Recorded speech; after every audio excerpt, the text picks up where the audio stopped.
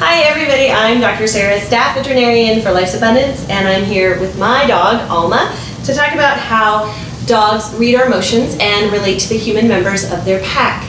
As social animals, dogs must be able to read each other's emotions and rely upon postures and facial cues, such as bared teeth, to communicate with one another. Since humans have no tails to wag, our furry friends have to decipher other signals to uncover our emotional states.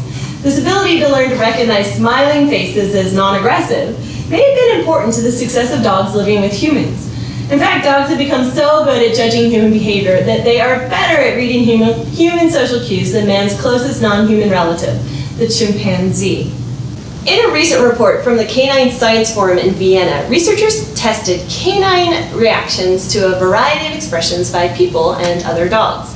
They found that dogs responded differently when exposed to positive and negative expressions in people. It was also interesting to note that when dogs evaluated neutral human faces, neither smiling nor frowning, dogs viewed them as negative or threatening.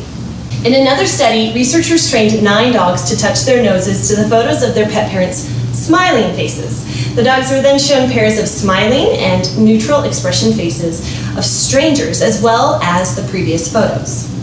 When shown all of these photos, the dogs selected the smiling faces, both of their people and of strangers, more often than the neutral expression photos. However, not all dogs were able to do this exercise, which suggests that some dogs are more sensitive to human cues than others.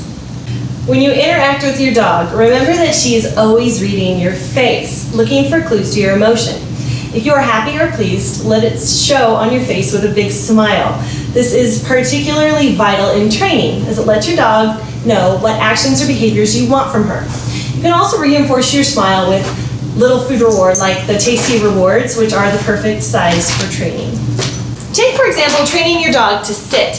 When working with Alma on this task, I used a combination of facial cues and treat rewards so that she has no question that when she sits, it makes me happy. Alma, sit.